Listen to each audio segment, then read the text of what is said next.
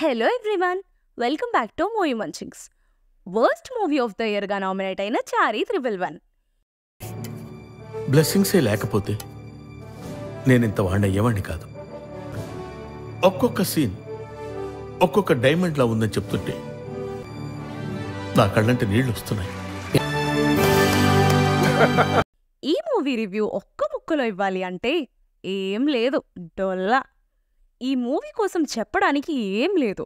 మరెందుకు ఇంకా ఈ వీడియో అంటే వర్స్ట్ రివ్యూ ఆఫ్ ద ఇయర్గా నామినేట్ అవ్వాలి అని ఇస్తున్నాం.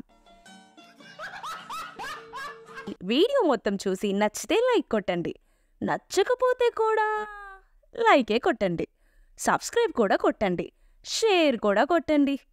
ఈ మూవీ ఏ ఉద్దేశంతో తీశారో తెలియదు కానీ నాకైతే నిద్రొచ్చింది. సినిమా మొత్తం poor writing, poor screen play, poor story. ఒక్క సీన్ కూడా చెప్పుకునేలా లేదు. Worst comedy, lazy comedy, outdated comedy, జబర్దస్త్కి కూడా పనికి రాని కామెడీ. దారుణం, మహాదారుణం. ఒక్క క్యారెక్టర్ కూడా సరిగ్గా బిహేవ్ చేయదు. ఈ చారీ 111 అనే మూవీ రుద్రనేత్ర స్పై యూనివర్స్లో తీసిన ఫస్ట్ మూవీ అంట. తర్వాత ఇంకా కొన్ని స్పై కామిక్ మూవీస్ వస్తాయని, పాసిబిలిటీ ఉంటే స్టార్స్ కూడా ఇందులో యాక్ట్ చేస్తారు అని అన్నారు.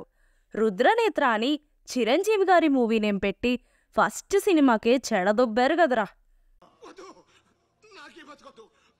ఒక్క మూవీ చూడ్డానికే తల పట్టుకున్నాను. యూనివర్స్ అంటారు మీరు, చాలింకా ఈ ఒక్క మూవీతో ఆపేయండి, మా వల్ల కాదు.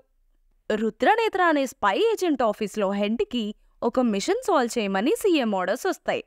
ఆ మిషన్ సాల్వ్ చేయడం కోసం చారీని అపాయింట్ చేస్తారు. అపాయింట్ చేసినప్పుడే తెలుసు చారీ వల్ల పనేం జరగదు, టైం వేస్ట్ అని. అందుకే ప్లాన్ బిగా వేరే ఏజెంట్ని అపాయింట్ చేస్తారు. మరి అలాంటప్పుడు డైరెక్ట్గా ప్లాన్ బికే వెళ్ళిపోవచ్చు కదా. ప్లాన్ ఏగా చారీని అపాయింట్ చేయడంలో పాయింట్ ఎక్కడుంది అసలు? లిటరల్లీ చెప్పాలంటే మెయిన్ లీడ్గా చేసిన వెన్నెల కిషోర్ గారే పెద్ద మైనస్ ఈ మూవీకి.